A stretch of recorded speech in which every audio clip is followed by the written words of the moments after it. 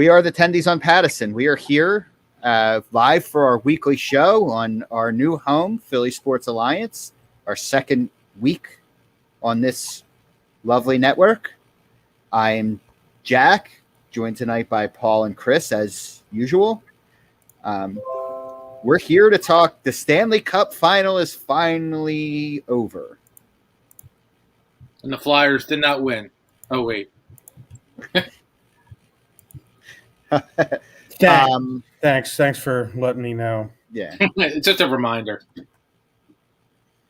But yeah, we're just here to one is there. I feel like, I don't know if you guys got to see it, and I know that I'm a little slow right now. I hope our feed didn't just crash. But we're here. Okay. But we Kucherov has a pretty entertaining interview right after the Cup final, and some people were upset about it, and I don't understand. You know what?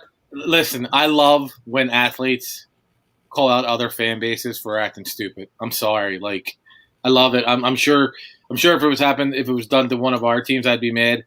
But you know, stuff like that makes me a fan of the guy. Like it's just like, dude, stop. He's won one game. Your final was the last round. Like that's. I love when athletes call them out like that, because sometimes athletes need to call out the fan base, just like the fans call out the athletes. You know, it's their right to call out somebody else. It goes both ways, in my opinion. I don't know. I mean, they were excited that they won a Stanley Cup final game because they're excited that they were in the finals for the first time since, you know, before color TV. So, like, well played. What's the big deal? And I bet you if you polled the Canadian fan base, 90% of them understand that they were going to lose anyway, especially the next game. But I mean, he was just drunk because, I mean, the whole rest of his presser I loved, as we talked about in the text. It's nice to see some personality. It's nice to see guys just being honest. And it's cool that he was shirtless. I mean, it does nothing for me. But, he was just, you know, and he was real. And the part I love about it even more, unlike players in other sports, the NBA, the NFL, baseball, he was drunk and he was just speaking his mind, and he wasn't being a selfish dick. Like he was talking about how Vasi deserved, you know, the Vezina this year, which, I mean, whatever. That's his opinion. That's his teammate. He's a fellow Russian. He's gonna have his back. And you know, Vasi might be the best goalie in the world right now. But the regular season, which is what the Vezina is based off of, I think Fleury was probably a little bit better, not by much. Yeah, no, but he did have a better regular season. Yeah. When these guys come to, you know, when they're not robots, like let's go back to, since we're talking about Tim, let's go back to Tom Brady and how drunk he was the day of the parade. Like everyone thought that when he almost lost Lombardi forever. Well, that when he threw it from one boat to the other, which is still the greatest moment in parade history, other than going to the one I went to. But like he showed like that he's human. Like he wasn't built to drink tequila straight up in the heat like it's water. And he showed he was human and he was having fun. And people get mad at these guys for having fun and saying stuff that's on their mind. I absolutely love it. I mean, I'm not going to come out and say I love Tom Brady, but no, I'm not saying that. But I'm saying I know. Hockey's usually a lot more buttoned up. You know, like for the most part, what they say. You know, like you get the same sports cliches, you get the same things. So when you get a guy that just lives his moment, like that's why it was so entertaining when the Caps finally won, to see Ovechkin just live in the moment. You know, like that was all that whole group. Especially Ovi, Oshie, and Holtby, the three of them. Like they were just such a mess. Not that I'm happy to see other teams win, but I am happy when you see genuine expression. And I feel like in a sport, where the stars aren't marketed all that well, where everybody's all buttoned up. Give me somebody who's being who they are. You know, like, I don't know. I feel like at that moment when he comes out to that presser, he's like every guy that got too drunk at Applebee's. Yep. Did On he the dollar special drinks that you need 10 drinks to basically have close to one, alcoholic value. So, But, yeah. No, you're fine. I was going to say that's where I'm starting to get a little excited about, but I'm tempering my expectations. The ESPN group that they're putting together, like they signed Chelios on, and Chelios can be, basically the hockey Shack or hockey Barkley, where he doesn't give two shits. He's not going to care. He's just going to he's going to speak his mind. And I'm okay if he's a color guy. I'm okay if he's in his studio. I want him on there. I just want to hear him. He's a rich tan guy that's got a restaurant and has, more cups than we can count on our hands. That's not true, but a lot of cups. And it's going to be, for once, bring some energy and some passion to NHL broadcasts. I mean, if we think about it, it wasn't that long ago that hockey was like basically the third sport, and it's really fallen behind. Some of that is being ignored by ESPN, but some of that's on the league too. Yeah, the league was put in a tough situation, with, where it was, and ESPN ditched it, and the outdoor network. I mean, they grew it. You got to give them credit, and to get back with ESPN and a lot more money. I mean, granted, ESPN's kind of desperate too, so it's kind of made for a good partnership. But they needed to get back there. ESPN, NBC was getting stale. They needed a change. I don't know if you guys heard, and I only heard this from listening to Chicklets. So do you know who Josh Richards is? Yes. Chris, you don't? No. You don't follow the TikTok scene? So he's like this gigantic TikTok star, and he's also on Instagram and everything. Well, the NHL hired him to try to grow. Okay. He's been part of some of the pregame packages, like through the playoffs too, right? Like, wasn't he part of one of the pregame series? To be honest, I haven't paid attention to that, but I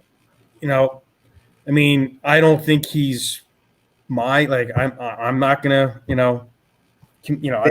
that's not my shtick, but they already have us. They need a new, they need another audience. Yeah. They need someone younger, and he's 19. We're a bit older, but I'm actually double his age. So, but anyway, people were ripping it, but they're trying to grow the game. They're trying to get younger players, younger fans involved in the game. That's something they haven't done, and they've suffered because of it. And he's going to help. He's going to help do that. So I give the guy a chance. If it fails, it fails. But I like the fact that they're trying something new. And it's funny you said we had, hockey was the third sport. Hockey used to be the fourth sport. I think now, not nationally, but at least in our region, baseball has really fallen by the wayside, man. And hockey has an opportunity to overtake them. They're never going to touch the NFL. They're never going to touch the NBA because our sport isn't as accessible as basketball is. But baseball, because of how boring it's gotten, and they've done nothing to improve the game nothing big to improve the game. I see that. I see if the NHL continues on this path that they'll overtake baseball. So Chris, one of that'll never happen. Well, I know what that you're saying. The problem with baseball is, for as boring as it is, people will still sit down, have a beer, and watch 162 games. But it's an old man's game now. The audience for baseball has gotten older. It to me. I still watch it. Am I old? Yeah, we're old. We're old. You need a younger generation. You need a younger audience. The average NBA fan is young. You need a younger audience, and our generation is getting up there. We're not in that 18 to 35 demographic anymore.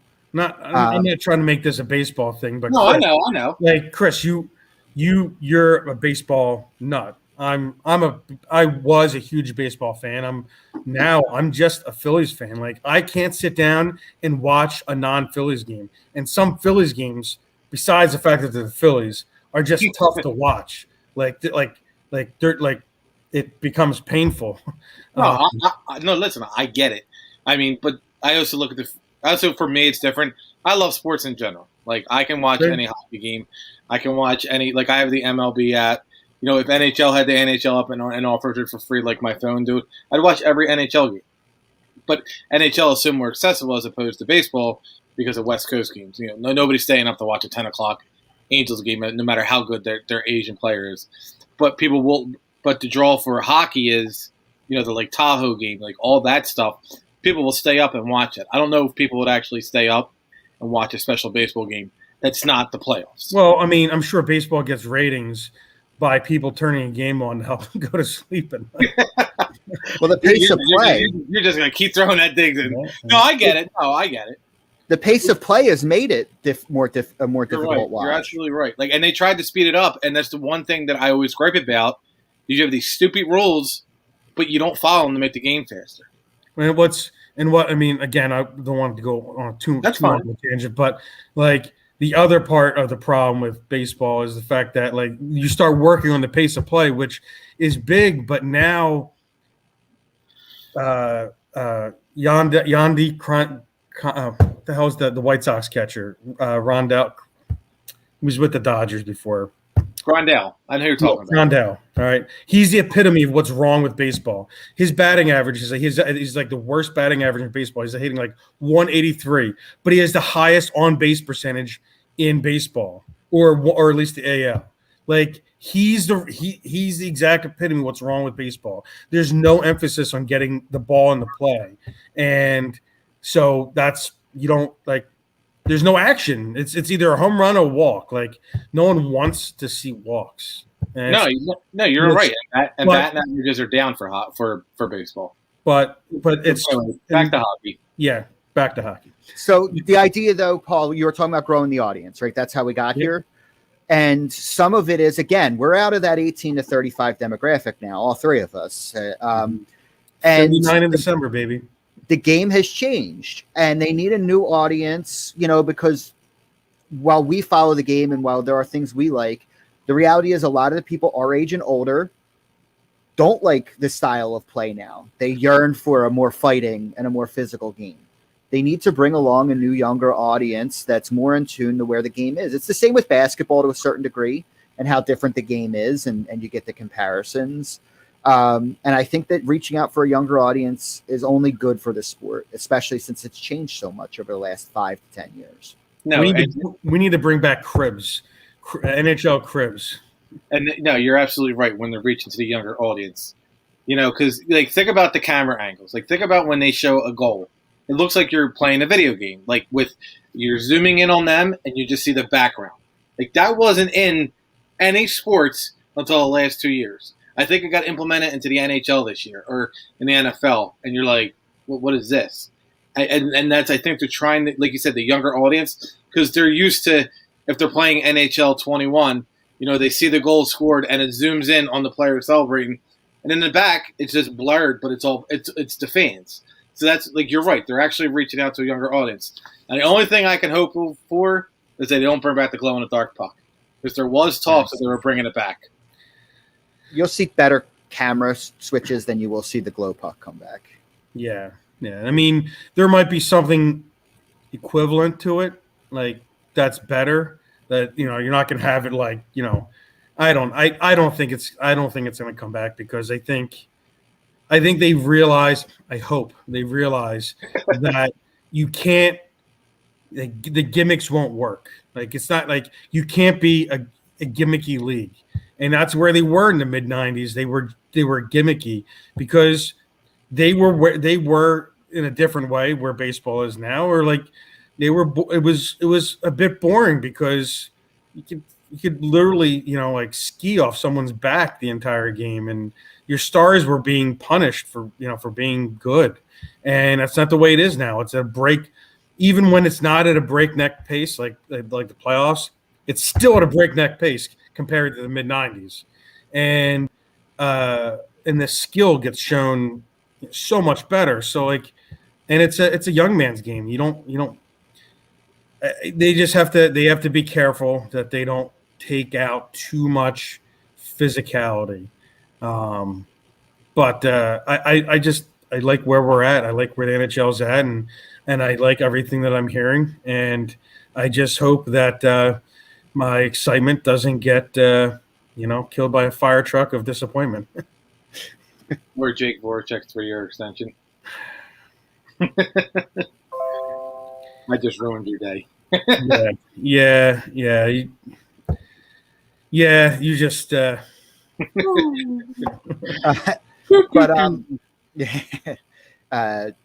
you're also like looking at. I think we're getting a lot more. At least it feels that way, where guys are asking for trades more. Like that was not something that was in the culture of hockey before, and I think that you're getting that more. I think that there's an amount that there's going to be some changes of expectation as far as both sides of these contracts and whatnot. The clubs just held so much power other than free agents where they had to overpay. Guys never, once they were signed, you were like almost blackballed if you were unhappy and said it. Yep.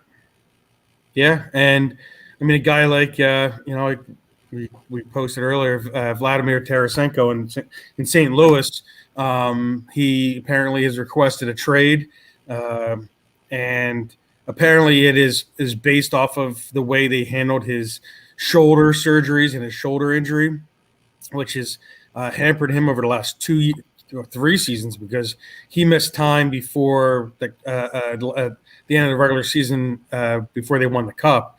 So it's been an issue, and so he wants out. And I think the other thing that is going to change things is, I mean, even more COVID, with how difficult the last season and a half has been.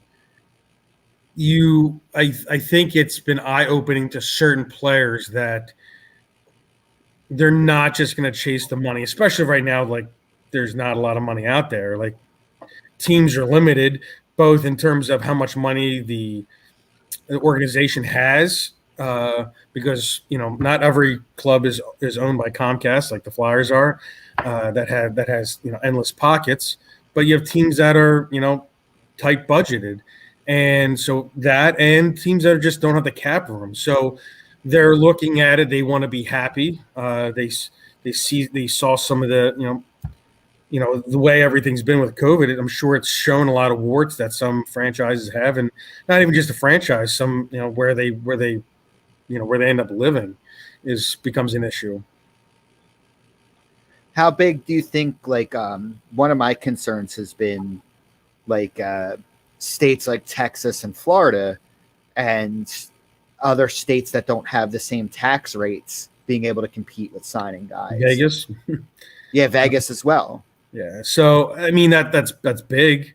I think that played a lot in like Stamkos re-signing there 2 years ago, because I mean the Leafs were after him hard, but he basically got like $10 million based off of saving on the taxes instead of going to Toronto.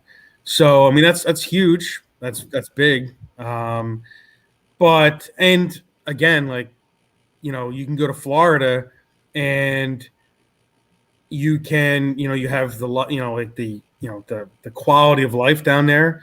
COVID basically never existed.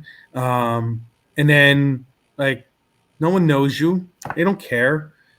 wherever you go to New York or here or Montreal or Toronto, like you can't go anywhere because they know who you are, and you can't, pro player can't disappear. I'm sure that's a huge thing too. You don't think they want to hear at dinner that they don't practice enough? It makes me think. It makes me think of again, going back to the baseball comparison. What was the Jimmy Fallon movie? Fever Pitch. Fever Pitch. When after they lost Game 3 to the Yankees, they were at the restaurant. It was Veritek and three of their players having dinner, and I think Fallon's friends were like, look, they're not even. How can you not be pissed off? And like, well, it's a game, like it's a job. It's not a religion like it is to us.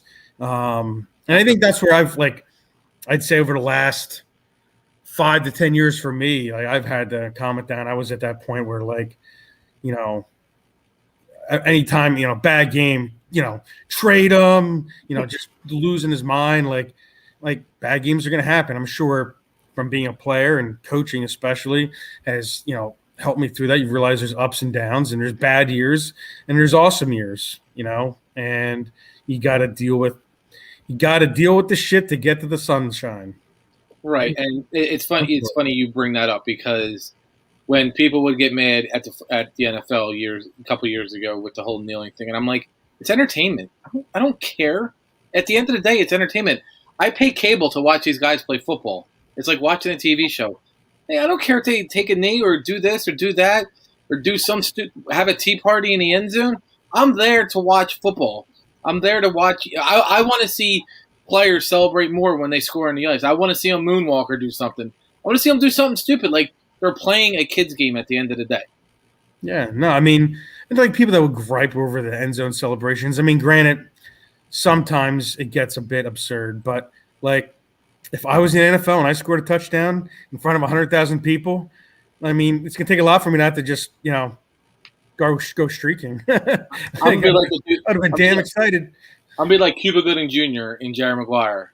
I'm gonna break dance, do flips, do the worm. Yeah, like you're getting paid to catch a football, throw a football, tackle someone. Man. I mean, none of the three of us are doing the worm. I'll do it. Accurately do the worm. But I think that there's something ingrained in the Philadelphia sports fan where we just like to be miserable, and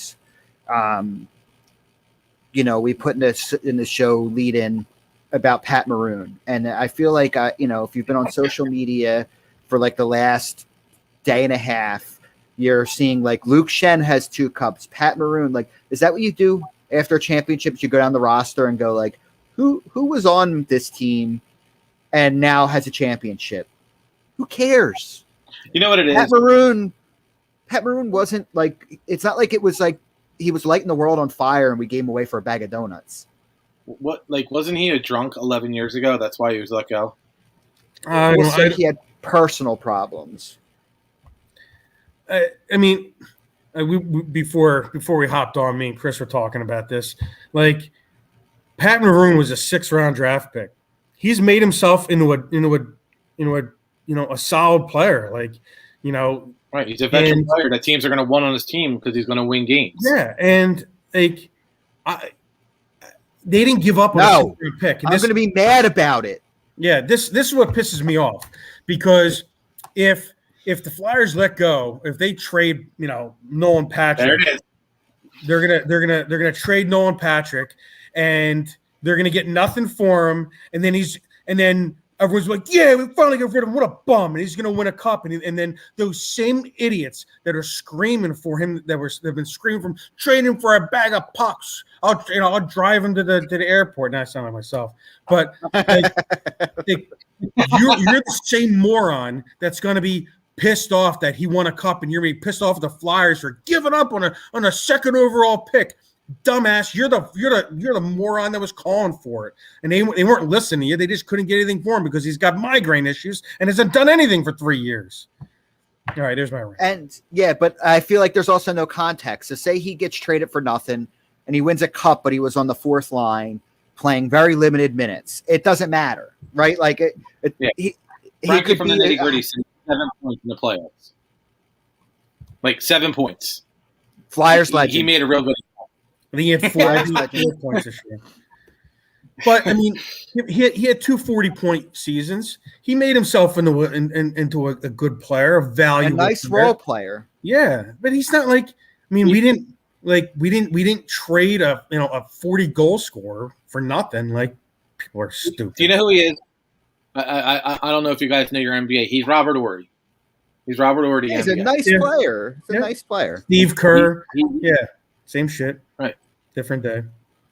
Right. But, and then that's all it is. And what's Luke Shen in the bottom pair? Yeah, he's a 6'7". He's in, he's out. Like, were we pissed off that Coburn won it last year? Like, yes. Yeah, I mean, but you're not giving up on him. I mean, listen, like I said, I'm on record of saying, I was glad we got rid of Craig Berube, and then years later, I'm like, I can't believe another coach won that we let go.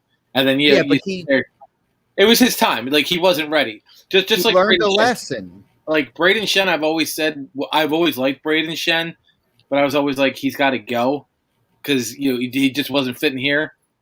And then, of course, he wins the Stanley Cup like 3 years after we traded him, which I'm okay with. I was mad because we had him and he couldn't, quote unquote, produce here, and I loved Braden Shen, but and like you said, now you have what is it? Now the Luke Shen talks coming up. Oh, the Shen brothers have won back-to-back cups. And there's Frank Ziemba, who is a Tampa Bay Lightning fan who I tagged on this show to bring him on. He's probably drunk from last night.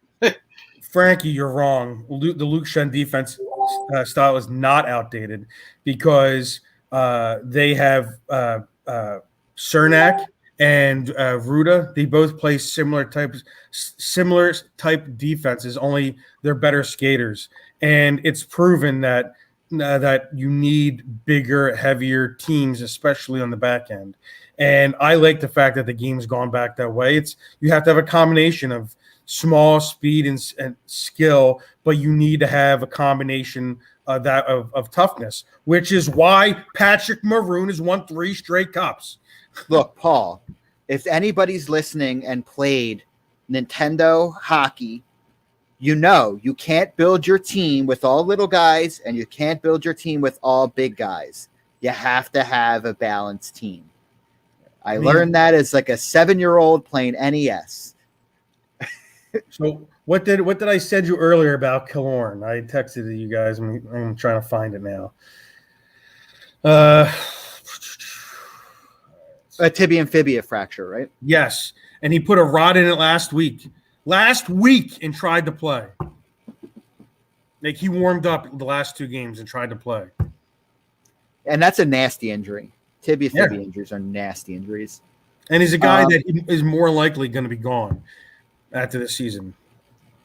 You only get so many I know that we just saw Tampa win back-to-back, and I know, winning a championship is very hard. You only get so many cracks at it with any roster. And you need luck. And there does have to be bounces along the way. That's just any championship. The very few we've gotten to see here, there's that happens with every championship. There's a couple bounces that if they went the other way, it would be a whole different road in and then road forward. But it's hard. It's hard. So when you can't just look up and down championship rosters and look for guys that used to be here and then be mad about it. I went a little bit on a rant last week about that, but it's just is that the way you want to live? Is that the way you want to? Who cares? Good for them. I mean, were Bears fans freaking out when Alshon won a Super Bowl? I'm sure it probably puts a little burner underneath the saddle, but I'm sure. I mean, there's idiots in every single fan base. Some fan bases have more, like us, New York. Trying to think where else, but it's tough. You need everyone, and not your entire team isn't going to be homegrown. It's impossible. With free agency, some of your best players are going to be players from other teams. It's just the nature of the beast. But people people use that, especially here, as a knock on whatever team. Like, you gave up on him. Well, there's so many different variables. There's guys that bloomed late. Did the Canadians give up on John Leclerc? Because you remember, like, he was okay third line center. I mean, they were playing in the wrong spot. I mean, he helped win them a cup in '93. He scored 2 overtime goals in the finals, but in back-to-back games. But like, he scored. He had 3 straight 50-goal seasons here. So, like, are the Canadians stupid? They also traded us Desjardins. Are they stupid? Someone made a bad decision. Leclerc bloomed late. Leclerc got cut from his high school team. Is that high school coach? Does he deserve to be, like, banned from hockey? Should never be able to watch hockey again? It was Dave Haxtell. It was Dave. Yeah, yeah. And you got to remember, the key component about that John Leclerc trade is he was just a throw-in. It was Gilbert. Was it Gilbert Dion?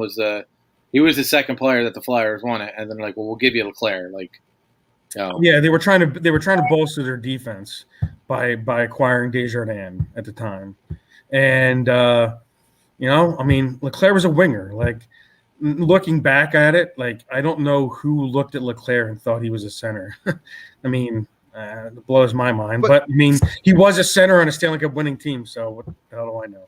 Sometimes the fit just isn't right. It's not even just about a late bloom. Sometimes the chemistry isn't right. Sometimes, like, guys get moved for a whole host of reasons. They're not happy, like, that's why Sharp got moved from here. He wasn't happy here. He asked to be moved. Hitch wasn't happy with him. Well, fair enough, but he asked to be moved. He wasn't happy. There wasn't a giving. Like, he asked to go. Mark Ellison, baby. Yeah. Same thing with Bob. Bob asked to be moved. Like, we can go back and look at what moves forced him to ask for it, but he asked for it. Sometimes the fit doesn't work. Yep. It's this off season is going to be absolutely crazy, and we're 2 weeks away, basically. It's barely even. Yeah. And it like I said, it's great. Like the next month is crazy. Just with, like I said, in sports in general, at the MLB draft, you got the MLB draft, the MLB All-Star game. Then you got the expansion draft at the 21st. Then you got the 23rd draft, and then the 28th, the free agents. Like, it's like, and then obviously the NFL is. So it's a good time to be a sports fan, like for July, when it's never really is. Yeah, I mean, this is going to be it's almost going to feel like the off season, like, was like a month long. It's going to be nice. We're going to be, before you know it, we're going to be here. The season's going to be here, and it's going to be sweet. Unfortunately, we won't have this next year. Fortunately, but unfortunately. So protected lists have to be in basically a week from now, correct? Yep. 17th, yeah. Yeah. What did you just say? Isn't it the 17th? It sounded like you said 11th. I'm like, no, 17th. So 9 days, the protected list has to be out, and then the draft is right after that. Like, we're basically, it's 2 weeks. Like, it's really 9 days that this stuff kicks off. Yep. Like, it is a fast turnaround. Yeah. There's going to be a couple of trades next week, but the fireworks will be the week after. Apparently Seth Jones's agent came out with a list of teams he'd be willing to negotiate with, and the Flyers were not one of them. I didn't hear that. I saw it on Twitter. I think it was somebody put it up, but they also put up that they think that that's a tactic. That he, it's another one of those things where you can only take some things with a grain of salt. Just as long as we don't see any tweets by agents with a sword through someone's body. He was back. He went back. Craziness. And the team had him back. Yeah. We're talking about Fleury, right?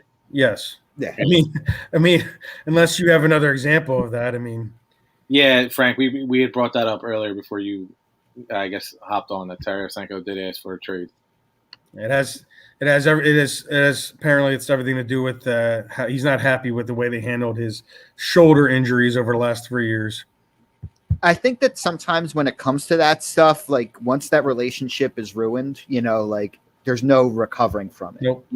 And when it comes to people's health, I don't know what most recent medical opinion he got, but from what I understand, it's been that this injury has been mismanaged. Yeah, we also don't know about it may not have been about diagnosis, may have been about recovery, may have been about him rushing back, may have been numerous things. I mean we have history with it with Lindros with his with his lungs back in the day. So it's he almost fucking died. Yeah, and so it'll be interesting to see what happens. I mean, I think the Blues are up against it. Let me bring up Cap Friendly. Well, I would figure he'd be part of like a hockey trade. Oh yeah, I mean you're not going to give him away. I mean he may want to be traded, but because he still has 2 more years at 7.5, which ain't nothing. But the Blues. So going into next year, the Blues have 17.3 in cap space, but they only have, as far as NHL forwards, I don't know what young guys they might have coming up, but they only have 7 forwards signed. That's including Tarasanko. And then that money's going to drain fast. That 17 and you only have 7 forwards. The year after that, they only have 3 forwards signed. Because they have Mike Hoffman's UFA, Tyler Bozak's UFA, Jane Schwartz's UFA. Wow. They're not going to be – I mean, Hoffman they're not going to re-sign. Hoffman is probably going to, get paid. On defense, however, they have a lot of money. They have $25 million tied up. They have Justin Falks getting 6.5, Torrey Krug's 6.5. Colton Parayko's an interesting one. It's been rumored that he's available.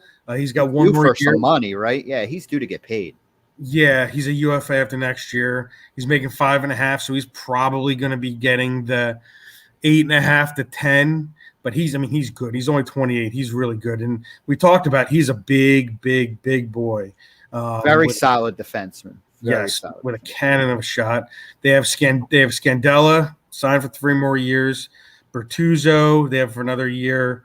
Young guy, Mikola, Santini, and Jake Wallman. So and you know what? They have Oscar Sundqvist was an injured reserve, so they have 8 forwards signed for next year. But still, I mean, you still need to sign 4 forwards, and then they have 4 RFAs: Barbashev, Sanford, Kyrou, and Robert Thomas. Who of their guys that are UFAs and RFAs, they're all going to get paid. So they have some interesting moves to work out. So yeah. Yeah, but they're not going to be able. They're going to want something back, and I feel like there's not many teams that are just. You're not going to be able to get picks for Tarasenko. Like you're going to have to take someone else's salary. Oh yeah, no, I mean, that's not going to fix their problem. They're like they really need to. Unfortunately, it does look like Parayko is probably the guy that's got to get moved. But then their defense becomes really small and really not physical. I mean, Falk, Krug, Scandella, and Bortuzzo are, but they're like 4, 5, 6 guys. They're not 3 and 4s. So yeah, it'll be interesting to see what the Blues do. Well, and I know that Frank doesn't seem to think that anybody's leaving Tampa, but it's going to be interesting seeing what they have to do. No, he put on stuff there. He put. Yeah, I think we talked about it last week. I mean, Palat is probably the obvious one because he's a UFA after next season, and he's making 5.3, and you can't afford to pay him. And if you deal him and Tyler Johnson, that probably that saves your position, and you don't have to rely on the young guys to fill out the bottom end of your roster. They're going to lose David Savard. You know what? David Savard, the hell did he get paid? Let's see how what's he going to be looking at contract wise? Now, is the NHL salary cap like the NFL? Does it go up every year? I'm not 100% sure. It's flat. it's a hard cap, but it's still flat this year, and it's probably going to be flat again next year. And there was rumors about even a year after that, which I don't see how with the ESPN deal kicking in and they have other deals kicking in. It's going to be interesting to see what happens. Again, with my interesting to see what's going to happen. But it's going to go up. It's up until COVID, it's pretty much gone up every year. Some years not as much, but also the players can do that. They can, what is it called? Pay into deferment, not deferment. Escrow. Not, you can't defer payments. You can put it's money escrow. in escrow. And that was one of the big negotiating holdups, the last agreement. So I know the players don't want to do that, but with the NHL, I mean, I think they're going to be on the rise money wise with your hockey related revenue. So I think next year it should go up, probably only a little bit, but that's the hope. So, I mean, so now we're looking, right? We're here in Philly. We've talked enough about St. Louis and Tampa Bay, and it's been a while since we've been, I guess, fully interested in hockey. Obviously, there's been rumors of a bunch of names, and to round it out, obviously we've talked Dumba, we've talked Seth Jones. Anybody off the radar that you're thinking is maybe a surprise move from a team or a disgruntled player or. Yeah, we're not going to call it Tampa Bay. Okay, Frank. Cheaters, $14 million over the cap. 18. Yeah. So I'm still not convinced that Line A is not an option. You haven't heard the name because it's all been about defense recently, but I have a feeling that Chuck's, sitting back waiting for the curveball to, yank it over the fence, waiting to McCutcheon it with the grand slam of himself. He said it a lot about the mix. The mix isn't right, and I think he's going, big game fishing. That's what he's doing.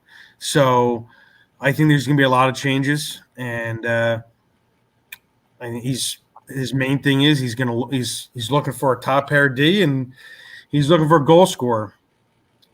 We'll see what happens, but I'm Line A still my guy. I think is a possibility.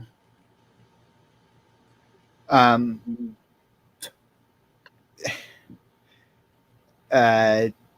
don't think that they can not make many changes.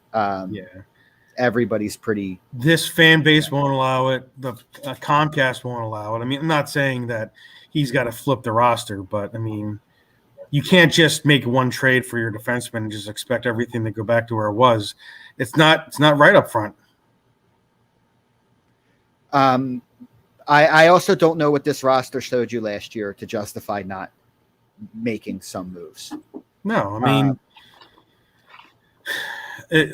again, we've talked about before that I'm not saying that young guys aren't going to progress and that players like Myers won't revert back to where they were, before the lockdown.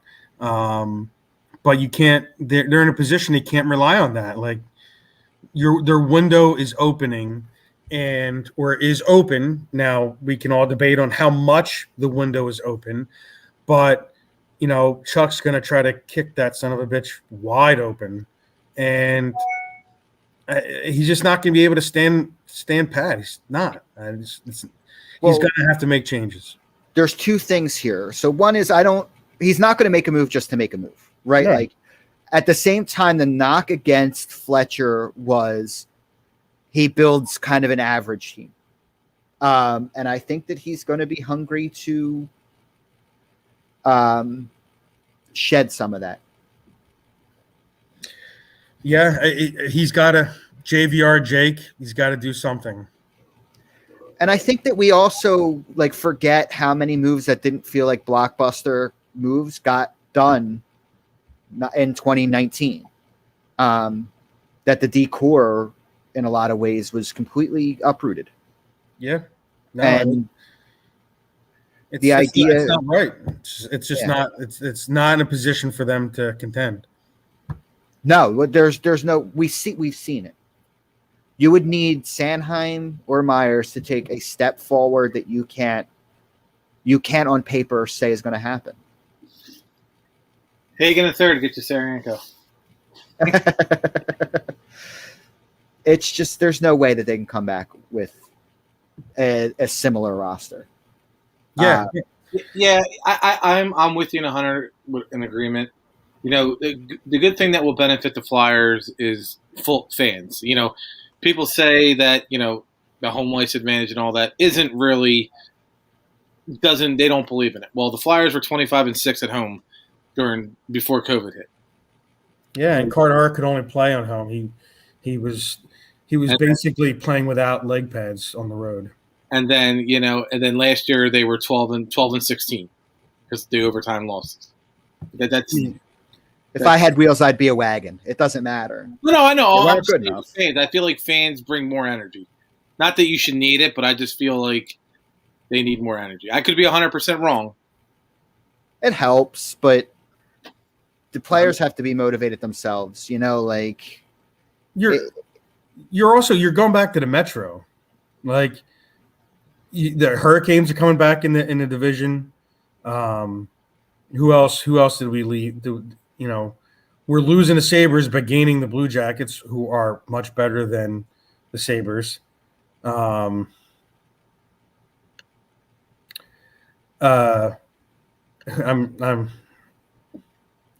spacing right now. Sabres. Sabres going back to the Atlantic. We're getting the Jackets back, getting the Canes back. The Penguins are going to go for it again. The Rangers are building. They can't stand pat, because if they stand pat, they're gonna be right above the Jackets and the Devils. Yeah, but the Devils are building too. Yeah, they're good and they're young, and they have to make moves too.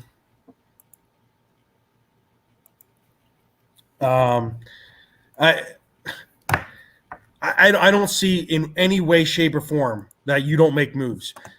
You can't come back with the same team. When Chuck took over, he immediately made moves. He immediately brought in Niskanen, immediately brought in Braun.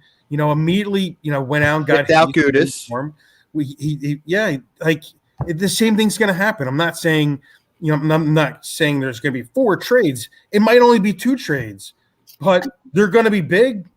And we're also not saying expect Couturier to get moved or Giroux to get moved.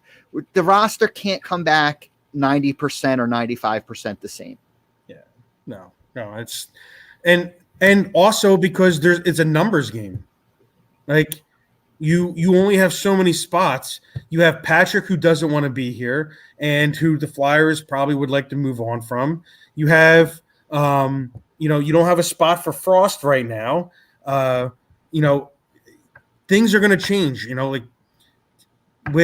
you have 2 high-priced guys that you really need to get rid of, so that at least one of them to make everything work money-wise, and then you got to replace them. So I don't.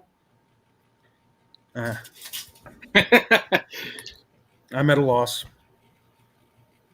I guess, Paul, I think that where we're sitting is I might agree in I don't expect Jack Eichel.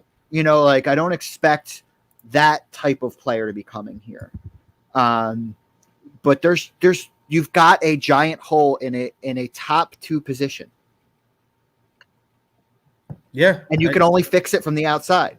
Yeah. Like Cam York is not coming up to be a top pair defenseman. Myers is not going to be your top pair defenseman. You have no one internal to take that spot for 21-22 for the 21-22 season. There's no one there. So if he's not there, and unless he just falls out of the sky, like I don't know. You look like you need a drink. I do. I'm going home. I'm gonna have my Santucci's pizza, and I'm gonna have a nice hard one. What about hard drink? What about Cafe Carmel? I suggested that to the fam, but I'm still having a laugh at a nice hard one. Oh my God. We're such children. Yes, I've seen Cam play. Cam, I believe, is going to be a very good player. But we're talking about 2021, 2022. They need a top 2 defenseman. Defensemen take longer to develop. They are not putting him up on the Flyers next year. Or to play top 2. Especially like even and if he is, then they're not contending. He's gonna make they're not gonna contend if he's in that role, because all young defensemen make giant mistakes. Yep. So I think it's a good time for us to go get some cold ones and pick this back up. I think that we discussed we're not going to be here next week, and we're not going to be here the week after. Or we'll be back in 2 weeks. We'll be back in 2 weeks, because at that point, that'll be the day after the expansion draft. And there will be about 432 trades to discuss, probably 10 of which will be Flyers trades. And joking, obviously, but there's going to be so much to talk about. Talk about how Tampa Bay literally is trading half their team, and Frank, unfortunately, will have not quite as good of a team because he won't be able to cheat for the regular season next year. So it'll be interesting to see what happens.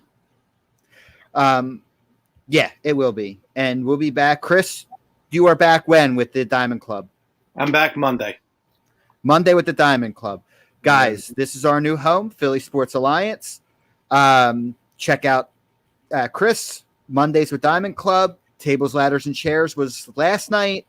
I believe Bald Eagle is later tonight.